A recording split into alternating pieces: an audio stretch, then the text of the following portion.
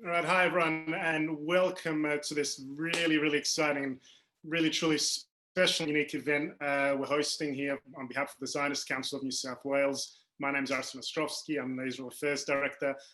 We have a really truly exciting event here with our friend Omar Al Busaidy from the United Arab Emirates. Before we do begin, just a couple of very quick housekeeping rules, please. Everyone is on mute. That's just so that in order to ensure that we have an orderly and professional event for you. There is a chat function at the bottom of your screen, so you'll be able to send in questions, and we will do our best to try and ask them. As soon as I finish, I will now very shortly turn over to Rodney, the Zionist Council of New South Wales President, who will make a few opening remarks and formally introduce our special guest, Omar. After that, Omar and I will have a bit of a conversation, and then we will have plenty of time for Q&A after that. So with that, Rodney, I hand it over to you to do the formal introduction and opening, and then we will have this really exciting event. So really looking forward to it. Rodney, please. Thanks, Arsen. Welcome all our distinguished communal leaders and all our supporters. I'm delighted to have you join the Zionist Council of New South Wales tonight. After the establishment of the State of Israel, it took 30 years until the first peace treaty was signed with Egypt. A further 15 years passed before the second peace treaty was signed in 1994 with Jordan, and then a further 26 years have now elapsed with no further treaties until in the last 3 months, normalization agreements have been reached with 3 Arab countries, the United Arab Emirates, Bahrain, and now Sudan.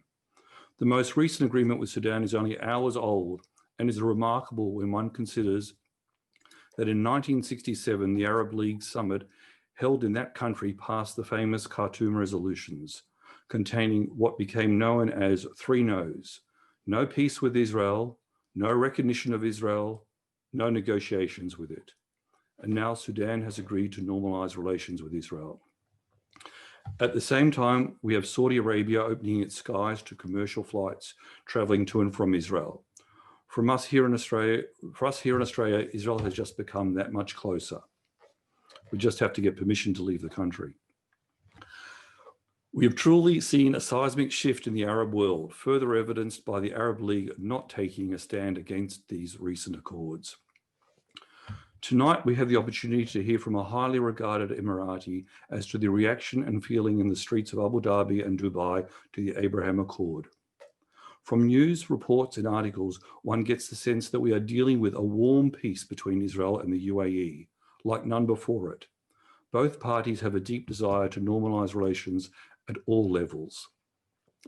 In light of these historic records, it gives me great pleasure on behalf of the Zionist Council of New South Wales to welcome and introduce tonight's guest, Omar Al Busaidy, a highly regarded Emirati, who is a very proud Emirati global shaper, a speaker for the World Economic Forum, a member of the US and UAE Public Affairs Committee, a member of the Arab Youth Pioneers Program, has published his own motivational self-development book titled Just Read It, founded his own successful business, and is a motivational entrepreneurial speaker. Omar mentors students on entrepreneurship and leadership at several unis across Abu Dhabi and Dubai. He has been a keynote speaker and a panelist at several major events, including TEDx Youth and Harvard Business Club. His expertise has been sought by various organizations, including Abu Dhabi Tourism Cultural Authority, Dubai Chamber of Commerce and Industry, and National Bank of Dubai. He served as a commercial attaché at the British Embassy from 2008 to 2010. He has a Bachelor of Science degree in marketing from the American University Dubai and completed a Master's in International Affairs and Public Policy from Florida State University under the Fulbright Master's Program. Tonight, Omar is in conversation with our very own Israel Affairs Director, Arsen Orstrovsky. For those that do not know Arsen, he's a leading international human rights lawyer who made Aliyah in 2012 from Sydney and now lives in Tel Aviv with his wife and daughter. Arsen has made the case for Israel at the highest levels, including the United Nations and throughout Europe, focusing on leading campaigns against global anti-Semitism and BDS. I now hand over to Arsen to begin the conversation with Omar. Arsen. Thank you for that, Rodney. Omar. It is, I think it's the first actual face-to-face so-called conversation we had.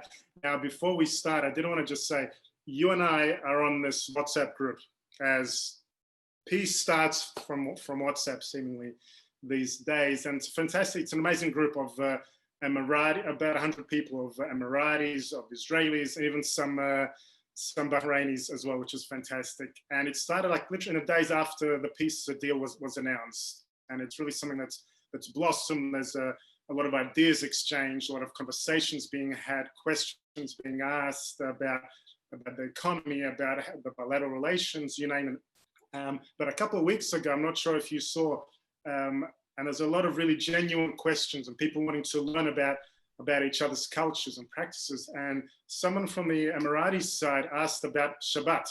And they asked this on Friday, just before Shabbat, I remember, was setting in. And this conversation started happening on WhatsApp. And then all of a sudden it started to go quiet from the Israeli side, because most of the Israelis went quiet as Shabbat was setting in. And what I noticed was quite incredible that the Emiratis stayed on and ended up debating amongst yourselves, what is Shabbat? What can they do? Can they switch the light on? Can they not? What can they eat? And sort of like this beauty about Shabbat, which is a very, very uniquely Jewish concept, but also very sort of universal values. And I found that something, incredibly amusing, sort of seeing that window, about our lives from your perspective. So something very, very sincere and very sweet. So I wanted to start off with that. Omar, listen, I wanted to ask you first question. Now, as Rodney introduced you, you have a very, very long CV. Very impressive. You are an author. You have your book there again? It's next to you, right? It's next to you. An amazing book. I have not read the book in full, I'll be honest. I have read about it. So I hope to be able to read it soon. You are a scholar, a Fulbright scholar, no less. You are a motivational speaker. You've spoken for Harvard. You've spoken for the World Economic Forum. You're involved in a number of peace initiatives. But my favorite title of yours that I've seen, favorite label, is Dreamer.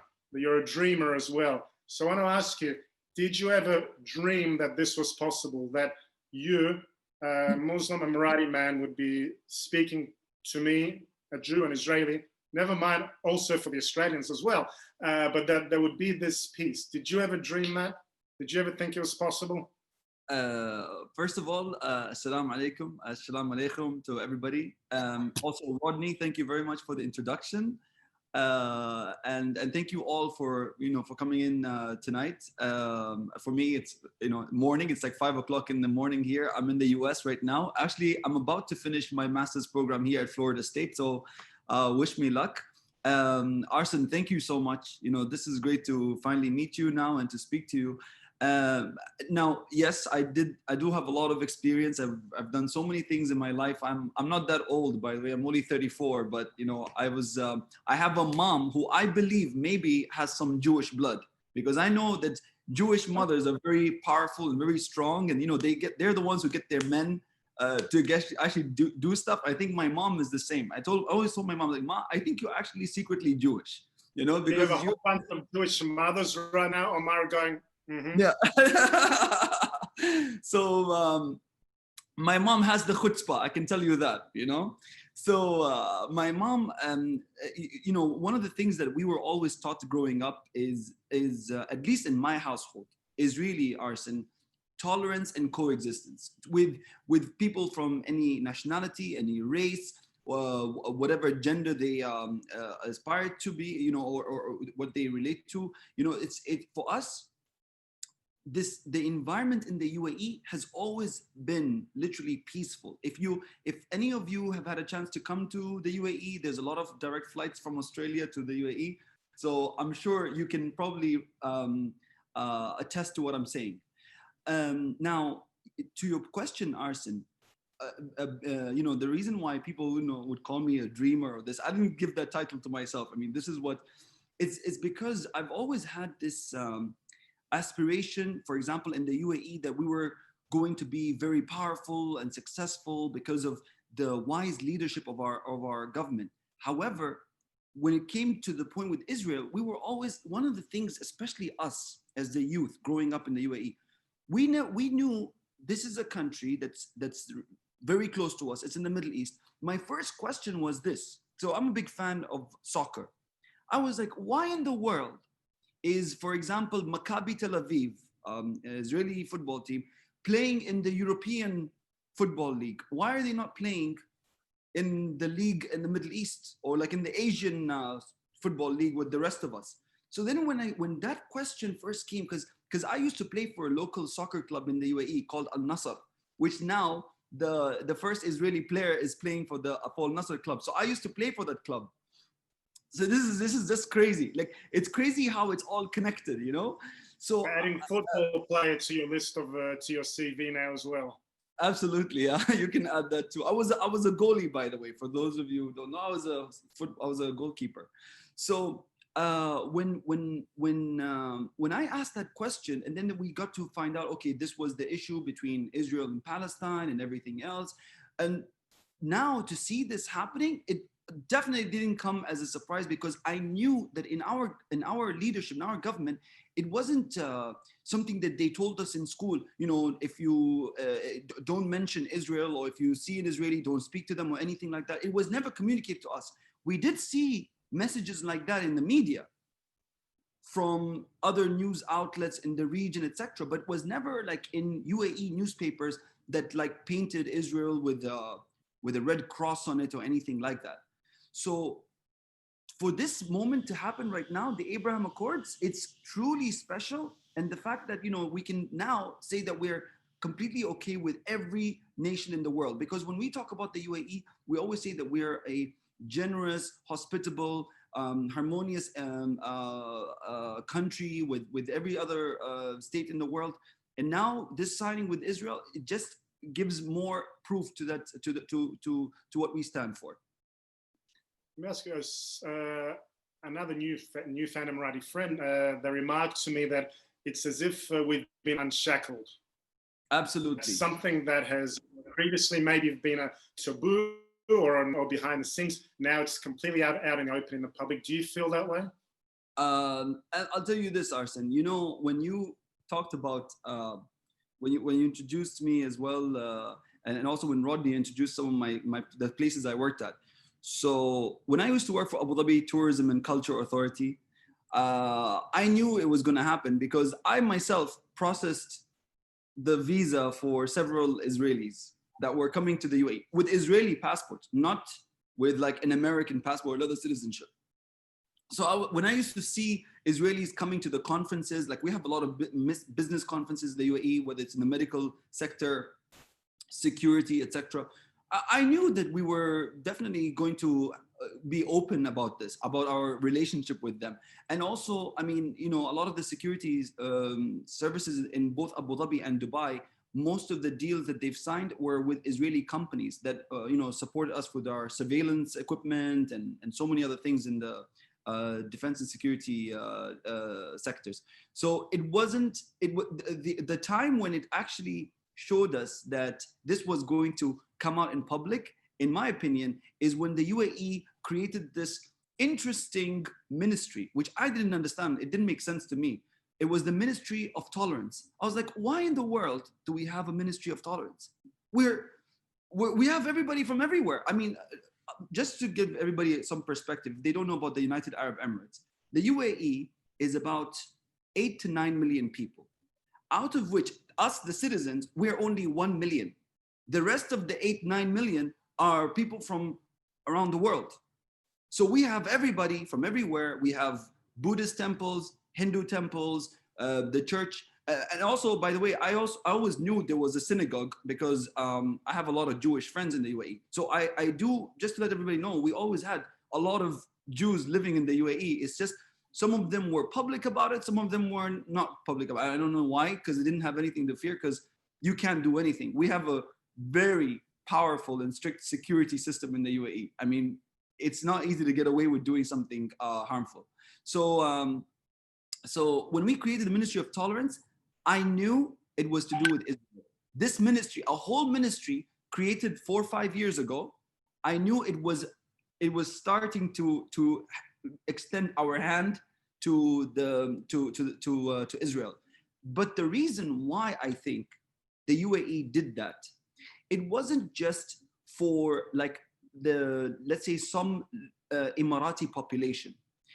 I think it was also a message to the rest of the region and the Gulf, because a lot of the things that we do in the UAE is always known to be a pioneer. So when we announced the Abraham Accords, for example, you see Bahrain, you see Sudan, now they're talking to Morocco, Oman's going to be soon, Saudi Arabia as well. Like you're going to see, so a lot of the times UAE is always known to be the trailblazer when it comes to massive decision making. And now again, for the local population, just for everybody to understand, now I don't want to go and say that every single Emirati shares my view and is as open as I am towards this agreement. But again, it's also to do with your household culture and mindset and environment. My parents studied overseas. My parents studied in the UK. I went to a private school, so my entire life I have a weird accent. I mean, not everybody sounds like me. I went to a British curriculum school, so I did my A levels and everything. Then I went to the American university, and I also speak French. So I grew up around people from everywhere. And also for someone like myself, I mean, I met a lot of Israelis, mostly in places like, Mykonos, Ibiza, and other entertaining destinations. And for me, I was like, wait a second, why in the world are we having problems with these people who know how to party? Because yeah, they're very, I don't know, I just got along with them very well. It was just different. I met Israelis in a different platform. So it wasn't really much a battleground. So I fell in love with them from a long time ago. And I guess this relationship now that we have with them openly, it's a beautiful thing to see. And I hope other countries will sign up very soon. Indeed. Tell me this, it's interesting, you say obviously this agreement didn't happen just overnight. There was this process of normative change that went into it, a lot of effort between your leadership, between the Israeli leadership, and of course, as we know, the Americans as well. So a lot of effort went into it from a number of sides. You maybe share sort of from your perspective, it sounds like, you went, you're not awfully surprised this happened, and that's a good thing as well. But how was, prior to the agreement, how was the idea of peace and normalization of proper, relations with Israel? How was that processed within UAE society, within your media and the government and different levels? Okay, Arsen, it's a good question. Now, I'll tell you this. It's a good question. It wasn't from me. It was from one of our board members. Okay. So I'm asking this one on their behalf. Well, awesome. Thank you for asking the question. So, what we've always wanted to see, I'll tell you this. So Arabs and Muslims, or I think people everywhere, what we've always wanted to see is a peaceful solution to this whole Israeli-Palestine situation. Because you have to understand, like the whole time, I mean, the only videos we would see are videos of Palestinians throwing rocks.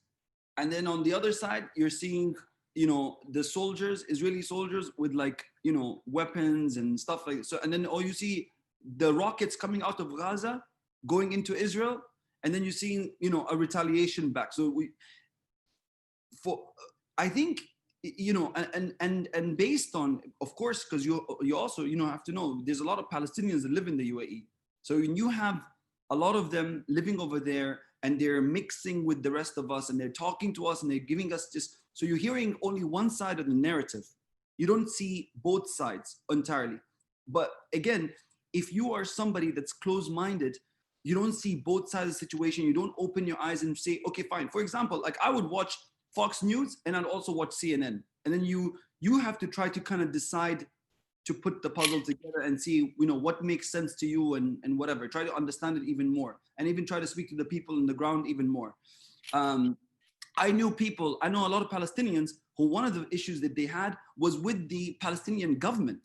I mean, a lot of the times they would just say that most of the people in the government are completely corrupt, whether it's from Hamas or from the Palestinian Authority. So, however, there was also this whole question about, when were the Palestinians able to go back and live in their homes? And there was this whole question about the Palestinian return to their places. And I don't know, there was so many things that we as citizens, we were like, okay, we don't understand. What are we supposed to stand for? Are we supposed to stand for these individuals? Are we supposed to stand for the government or support the government because the government would come and always have their hat out and wait for Gulf money to come to their pockets? So there was all these different questions that we and the citizens on the ground were thinking about. And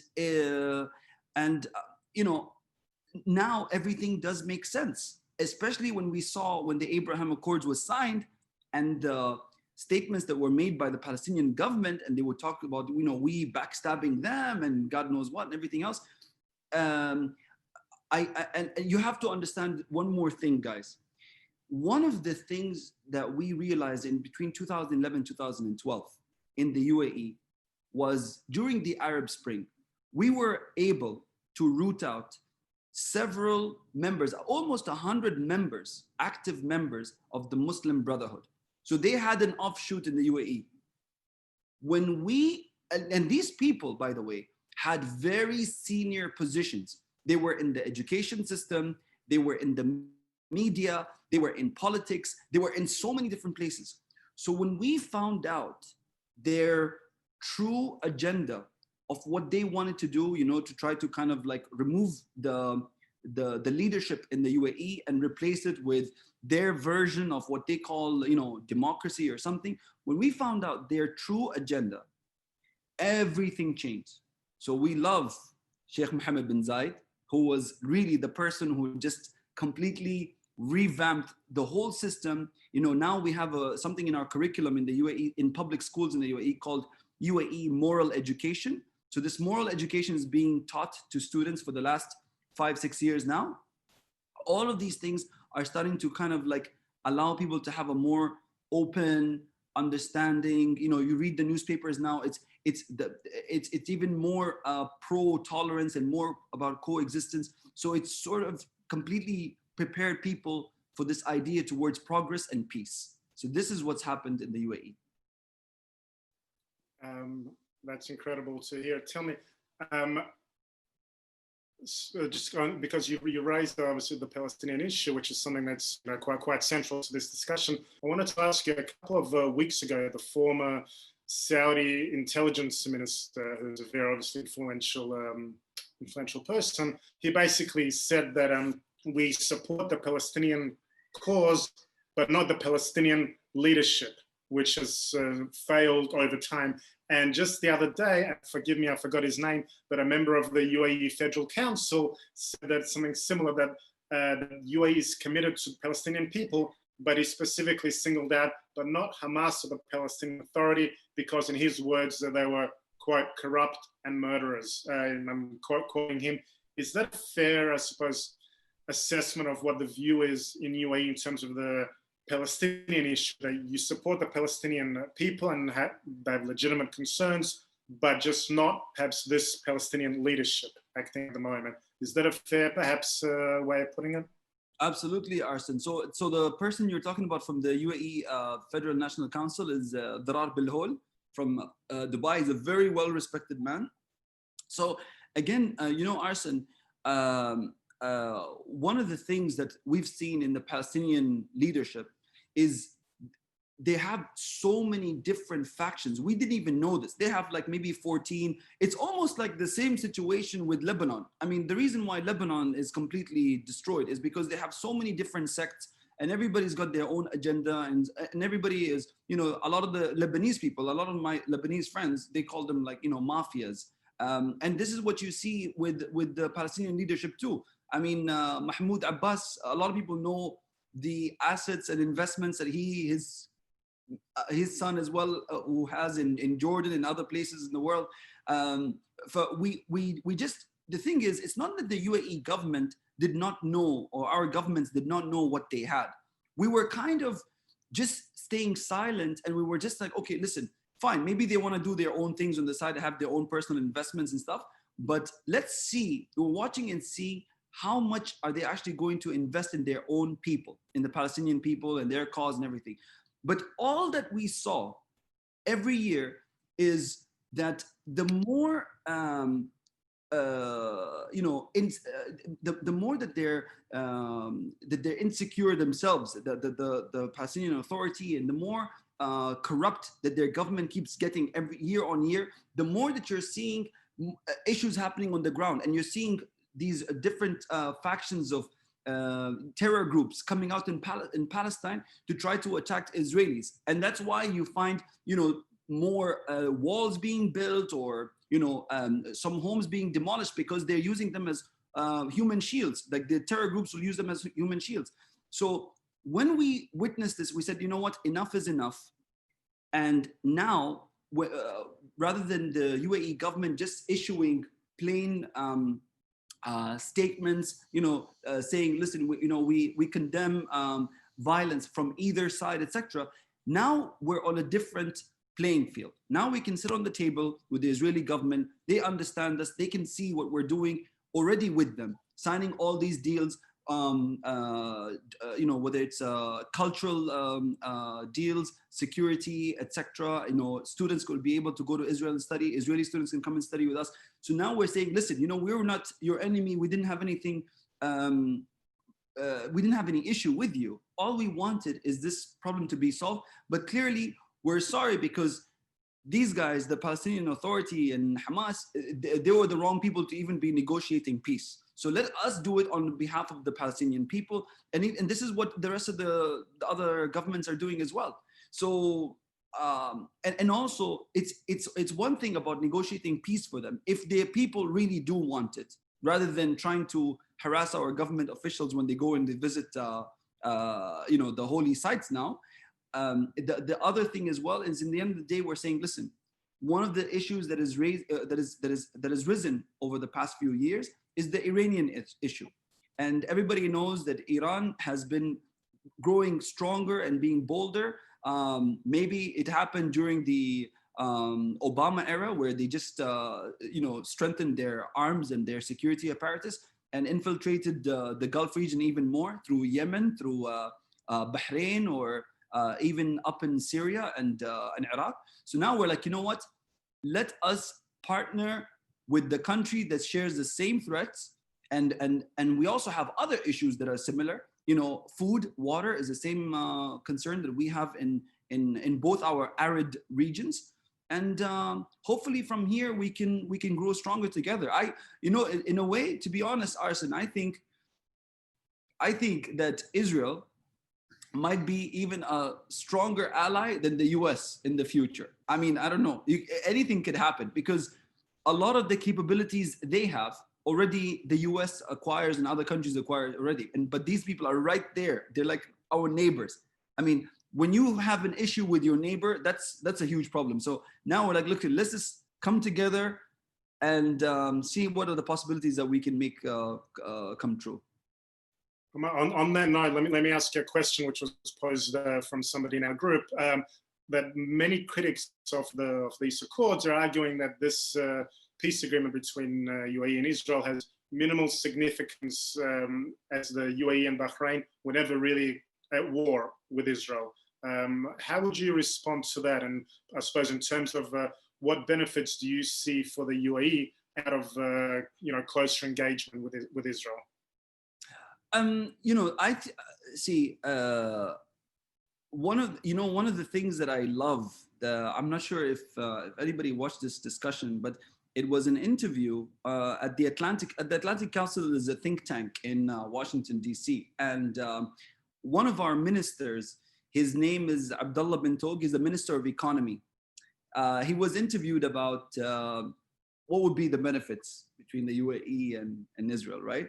And the reason, but the way the question was asked, he said that the Israeli Minister of Agriculture, he came out, said a statement when this whole deal happened. He said something like, oh, you know, there's going to be a blank check from the UAE. They're just going to give us all their money and we're going to, you know, because we have all the startup and the innovation and stuff and everything. So I love how the minister responded, okay? He said, it's true. I mean, Israel does have all the innovation and technologies and stuff. And it's good on them. Good that they have that, you know, just like other countries have certain capabilities, and it's good, you know, hopefully we will learn from them one day. But he said, if Israel is known as the startup nation, the UAE is known as the scale-up nation. Because a lot of businesses that have come to the UAE, and if you look at companies, whether they're from Australia or from New Zealand or from the UK, the US, etc. And I used to work at the British Embassy. I can tell you, when companies come in the UAE, the environment and the infrastructure, both the hard and the soft infrastructure that we have in the UAE, has enabled companies to scale 5-10 times more than what they were doing before. And there's a lot of success stories. Actually, there's a lot of Australians that have come to the UAE, started their businesses. They were way more successful than they could be anywhere else in the world. So that is the benefit that we have. And I think if we put our minds together between us being the scale-up nation and then you have the startup nation. I mean, for example, most of you are familiar with Emirates Airlines. It's not just because we have money. There are many countries in the world that have money, but it's about how to make those strategic moves and how to like capture those opportunities. And this is what we have in the UAE. Like because of our, soft power, because that's the only thing that we have. We don't have the hard power, not like, for example, Israel or other countries, but our soft power has really been our ticket to success. And if the Israeli government, Israelis see this, they will be able to establish those strong collaboration with us, the people and the government, and it will be a match made in heaven. That's fantastic way to put it. Listen, I wanted to ask also, you mentioned you have a Ministry of Tolerance. You, by the way, have some incredibly interesting ministries. You have a Minister for Happiness, which I think that every government, by the way, in the world should have. But in particular, you also have a Ministry of Possibilities, which is incredible. And I had to Google this, I had to look it up. It says it's the Ministry of Possibilities is the world's first virtual ministry to apply design thinking and experimentation to develop proactive and disruptive solutions. You wrote also, I saw in your book, Just Read It Here, which is very much a motivational book, a book about the future, about innovation and about knowledge-based economies, where you said that the more knowledge you have, the more power you have. And is that something that you believe that, that has placed UAE in the position where it is today? Perhaps something that UAE has in common with Israel that has allowed the two countries to grasp this opportunity. And as we're seeing now, bilateral agreements, MOUs across a whole, basically gambit of different fields. Just today, there was an announcement that the Hadassah Hospital in Jerusalem is going to hopefully open up in Dubai and have a hospital there and educational collaboratives and visa waivers and cyber security, you name it. Is that something that has really, I think, is UAE, to what extent is the UAE, forward-looking, innovative economy, and do you think that has created this foundation for grasping the peace with Israel today? Absolutely, Arsen. You know what? First, one of the things that I like to start when I go to the schools and universities that Rodney mentioned, when I go out and speak to the students, right? I always like to start with this quote by Albert Einstein. And Einstein said, the economies or the nations that will be successful in the 21st century will be the knowledge-based economies. And that is exactly what you see today. Because again, do you know how many countries, for example, just in Africa alone, have more mineral resources, more oil than we can ever imagine in the Gulf? And look at where we are and look at where they are. Unfortunately, I mean, the countries like Libya has way more oil than we do. And the population is not that big. I mean, the Libyan population is only about 4 million people. But, unfortunately, you can see what they're suffering right now. So what our government has done is invested very, very smartly in the people.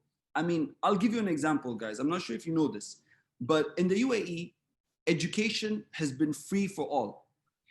And apart from education, which is not just school and university and everything else, and also offering scholarships to everybody, almost everybody who graduates from high school is eligible for scholarship to go and study somewhere if they applied and they were accepted in a foreign university.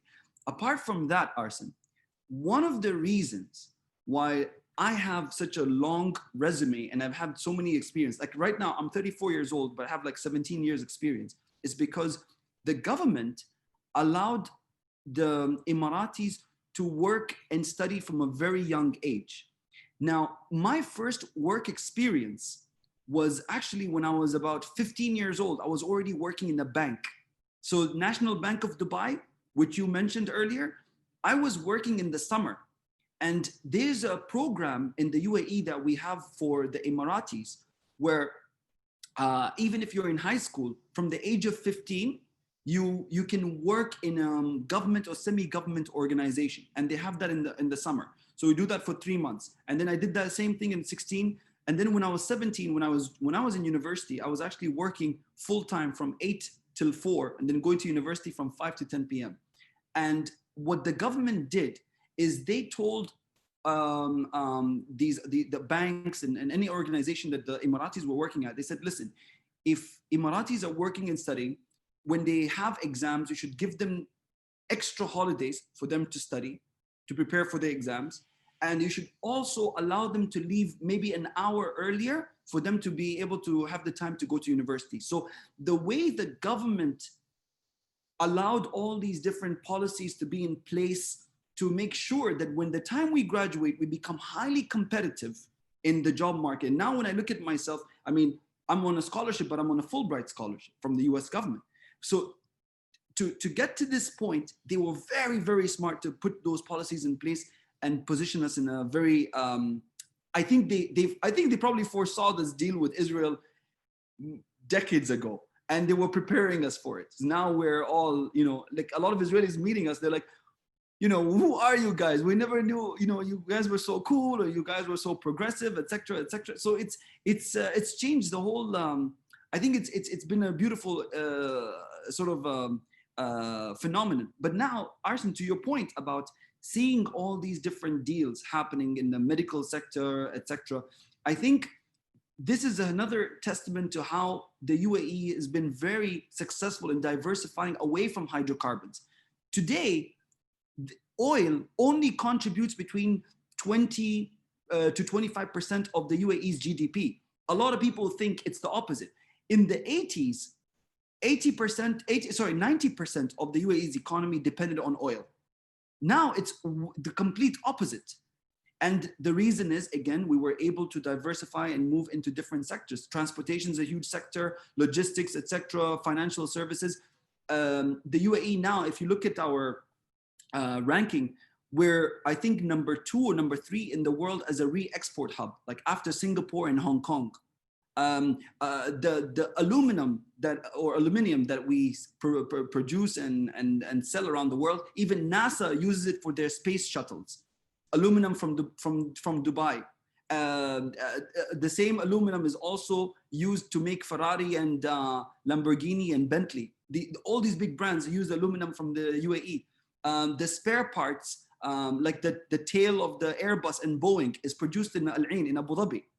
So we have so much capabilities that the government has expanded into, and this is why I think there's a lot of opportunities between Israel and the UAE. I feel like from all the countries, to be honest, with all respect to my Bahraini and every other partner, I feel in this region, particularly Saudi Arabia and the UAE are going to be excellent partners for Israel. Omar, you and I can talk forever, and I'm sure we'll have more chances, whether in person or online as well. But we do have a lot more questions, some of which I've already tried to incorporate and ask, but there's a lot more questions coming in. So I want to make sure that our friends get to ask them as well. I know there's a lot of excitement and interest. One of the first ones here is from Walt Sickert. Walt is one of the very dear friends of the Jewish community in Australia, and one of the great friends of Israel as well. He's also a member of the parliament, the deputy chair of the New South Wales Parliamentary Friendship Group with Israel. He wanted to ask you, because you raised, or you touched on Saudi Arabia, how realistic do you think an agreement may be with Saudi Arabia? And if I may add to that, if such an agreement does happen, what sort of message do you think that would send to not just the world, but to the region as well, including perhaps to Iran as well? Maybe you can share your thoughts on that.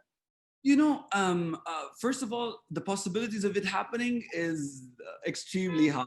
In a way, it's almost like the government has shown in so many ways that they're open to it and they're going to do it. I'll tell you something. In the holy month of Ramadan that Muslims observe earlier this year, there was actually this like a sitcom. There's it was called Makhraj Sab'a, or Exit 7. It's a comedy show, and in this show, it's crazy. This Saudi father has a son, and the son is playing like Minecraft or something, one of those like virtual games, like PC games. And the kid was talking about, oh, you know, he has a friend of his that they made a team together and they're playing against other teams and whatever. And the father was like, oh, where's your friend? And he's like, oh, my friend is in Israel. And the father is like, your friend is in Israel? How come? How are you talking to this kid in Israel and stuff like this and whatever? It's like, it's online, it's fine. You know, like the kid basically, it's showing that the kid he doesn't know what's going on politically and everything. He's just an innocent kid who doesn't know much about politics, and just found a kid who said, hey, I'm from Israel, let's be partners and friends, and that's it. But then this father's father-in-law started to explain to the father, listen, we don't have a problem with the Israelis, you know, and he was talking about how Palestinians would kind of like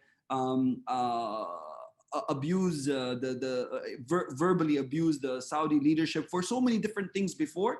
But what used to happen, Arsen, before is, especially for the Saudi leadership, they were not, it's not like they did not know that the Palestinian government or Palestinians were saying certain negative things about them. The difference is today we have the smartphone and we have social media. The videos that those people have been producing and saying stuff, negative things about the Saudi leadership or Saudi citizens, is now much more viral than what you would hear before. Before it was kind of like a rumor, but now there's evidence and we see everything. So the Saudi leadership and the Saudi people realize, like, you know what, we need to start our own narrative, we need to start our own chapter. And this is why now they're looking at the interest that they have and with the interest of Israel. And this is why they're starting this, they're going to start this relationship very soon. But the only issue, Arsen, the only issue that Saudi Arabia has is, again, you know, it's one thing to do with Muslim Brotherhood, which we're trying to remove them, and we're trying to get governments around the world to like recognize them as a terrorist organization. But they had another issue before that, which was Wahhabism. And a lot of people know Wahhabism is like some sort of a thing. I'll tell you, as a Muslim, like, it's just scary to know what it was, but what their agenda was. But now you can see the King Salman and his son trying to completely eradicate that thought, and they're working tirelessly to try to freshen up the mindset of this new generation of Saudis to prepare them for this peace. And by the way, just to let you know, in the US currently, there's about 50,000 Saudis studying here. On average, a Saudi citizen, when they come and they get a scholarship from the Saudi government, they stay between 6 to 10 years in the US. So imagine when these people are in the US, they're open to new ideas. They do meet a lot of Jews in all these big universities, etc. So they're able to already interact with a lot of Israelis and Jews in the US. So now when they're going back to Saudi Arabia, who these people are going to be the leaders of the country, the transition and the opportunity to create peace with Israel will be much easier. Thank you. We have a question here about your views on the BDS movement. The BDS movement, as I'm sure you know by now, is a movement to boycott, divest, and sanction Israel, to try and apply pressure on Israel to single it out, to try and influence its policies. What are your views in terms of that, and in terms of what should be done with I suppose, with Israel's relations with the Palestinians, and about the BDS movement as a whole? You know, Arsen, I heard about BDS when I was much, much younger. And the first time I heard it, like, I'm telling you, this is you know, I'm telling you, this is for me 100%. Like, I'm not like narrating somebody else's comments or whatever. I use a lot of logic. I was like, guys, are you serious? Let's say you wanted to boycott. They create every single, like, a lot Israelis, you know, they have created so many different technologies. And if it's not the front, they did the back end of it. You know, I mean, Microsoft clearly said, for example, they have like 1,000 programmers in Israel, you know? So we're gonna boycott Microsoft. What are we gonna use to do our Microsoft Word and Excel programs? Like, what are we gonna do to do any kind of work? So it just did not make any logical sense. I thought it was ridiculous, and it was really, I think they're just acting on impulse and emotions. It did not make any sense. And I know that our government never actually promoted it. We never gave anybody like front page news to be able to do this. I know that they were trying to promote BDS in the UAE, like some Palestinian groups, or different groups actually, people that were in solidarity with the BDS movement, but we never allowed it. We never allowed people to have like a front page article talk about, oh, boycott, whatever. It was never ever endorsed by our government, and I'm really glad that we never did that. A lot of people in the UAE don't even like attest to it. Like, we never said, oh, you know, for example, when the US invaded Iraq, we didn't say, because there were calls, some people would say, oh, boycott American products. Nobody said, you know, I'm not going to have like a Snickers bar or a Pepsi. Like, you kidding me? Like, I'd rather, you know, like, it just did not make any sense. It's I don't know. It's kind of immature to even like come up with that movement. If anything, you should start an opposite movement and, like, you know, try to actually find a solution movement, like do a solution movement, not a BDS movement. Thank you, Omar. There's a question here about the US elections. That question is that President Trump has had a significant role to play in bringing not just Israel and the UAE, but now Israel and Bahrain and Sudan as well. Do you see this changing if Joe Biden becomes president? Will it have an effect on future, or basically what effect will a Biden presidency have on the Middle East and future possible agreements? Do you feel? You know, I feel, I mean, Joe Biden did come out and supported the agreement that happened between the UAE and Israel. And also at the same time, you know, to everybody out there, and this is Omar Al Busaidy's opinion, I genuinely don't even think that it was Trump and the US administration that was behind the deal. They were talking to each other for a long time ago. But if you want to say it was America that made it happen, then let's just say America made it happen, okay? Yes, Trump is a big supporter of it. He has a lot of friends in the Gulf, in the Middle East, and also in Israel, etc. And it was part of his agenda to try to make it happen, to come out, you know, to make it live. But I want to just say one thing. If you use a little bit of logic, think about this one big event, the Expo 2020, which unfortunately didn't happen because of the pandemic. When the Expo 2020 happened, you know, we talked about this event being an event where it's going to attract like 25 million people, etc., like around the world and everything else. But the Expo 2020, the Expo event, is not as big as, for example, the Olympics or the FIFA World Cup. A lot of more people are familiar with those events more than they're familiar with the Expo. But the fact that we announced the Expo, I already knew that this was an open invitation to Israel as a welcome. And you know what, if the expo was going to happen this year, so see the thing is, the expo is not happening this year, it's happening next year. Although it's not happening this year, we still announced the Abraham Accords. So in my opinion, this was always a deal in the making. It was just about timing. And that's what it is, Arsen. It was always about timing on when to do this deal with Israel. But the governments, this is what I love about the governments in the Gulf. They're very strategic with planning on when to announce certain deals. But so yes, they were having those conversations, and everybody's talking about these secret deals, and they were talking, under the cover for many, many years. And the US was not part of it. But in a way, the main reason we use the US is that we're trying to satisfy different parts of the community. So we're saying, oh, you know what? It was the US that kind of like told us, yeah, it's better to do this deal with Israel, everything else. But we were going to do it regardless. I just want people to think a little bit more. Mm-hmm.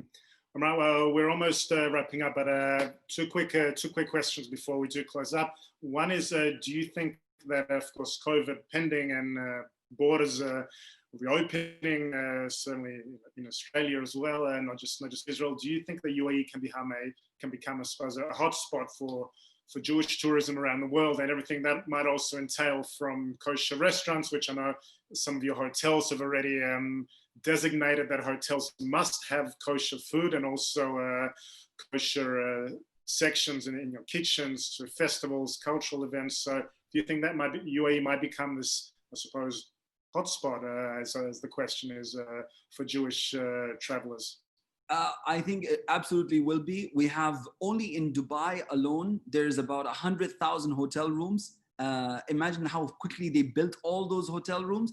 And to tap into this market, the most beautiful thing that we have in the UAE is agility.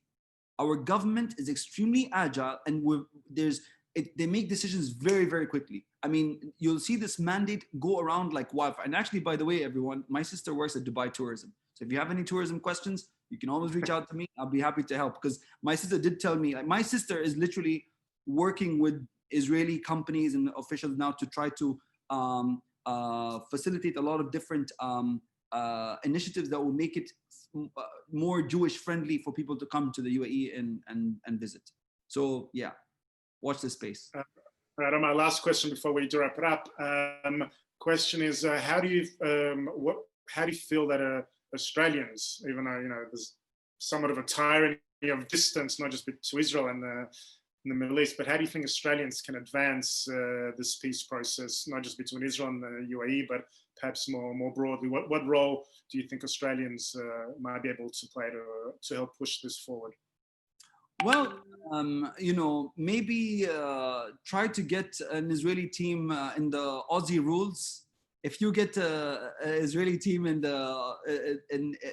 like I think in sports and culture and everything else, I think you would see, maybe help the Israelis create a cricket team too, because the Aussies, when they play like the rugby sevens in Dubai every year, I mean they kind of, it's kind of difficult for them against the All Blacks, I must say. But I think if they can help the Israelis prepare them in the Aussie rules, or even in rugby, that have a strong chance in creating peace further in the UAE, because we also have a strong rugby team now too. So that's just one idea, but there's a lot. And by the way, I want to tell you, on the previous question, Etihad and also Emirates has always had kosher meals on the planes. I'm not sure if you knew, for a very long time we've always had that. So you will be prepared for kosher food from the time your flying experience all the way to Dubai. Right, Omar, I lied. One more question, because it's a very good one, and I wanted to ask you this. Do you have any plans to visit Israel in the future? And if so, where is the first spot that you want to visit? Apart from my place, which you're welcome to, but where is the first destination that you would like to go to? Okay, obviously, I definitely want to go to Israel as soon as I graduate and leave the US after this pandemic, which is, I'll graduate by May of next year. So hopefully Corona will leave us.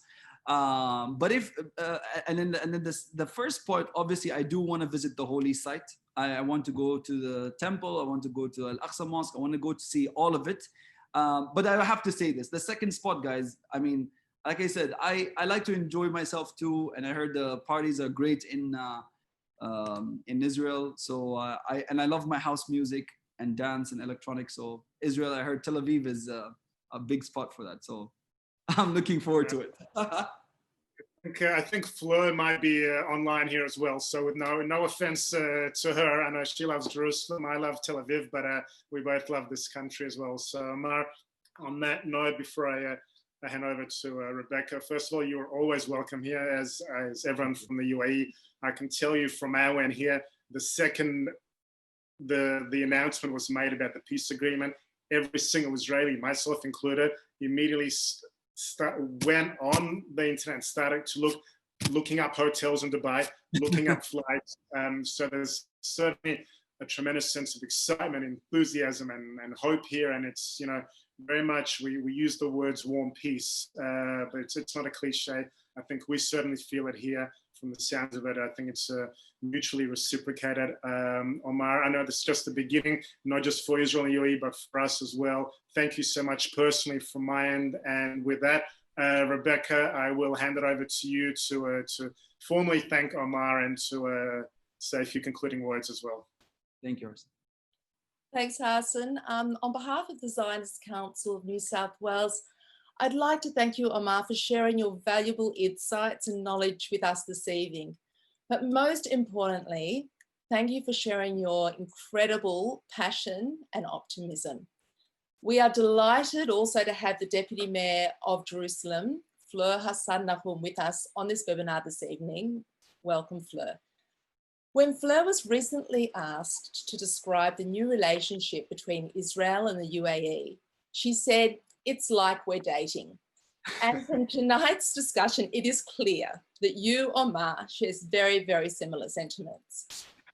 We are definitely living through an extraordinary period in the history of Israel and the Middle East, as more and more Arab nations are embracing Israel, laying the foundations for a really brighter future for the people of the Middle East. And we thank you, Omar, for sharing your positive vision and your excitement for that new future. And thank you again to everybody who has joined us this evening. Have a good night. Thank you. L'chaim. Bye. Bye. Thank you, Omar. Take So care. much. Bye, guys. Thank you very much.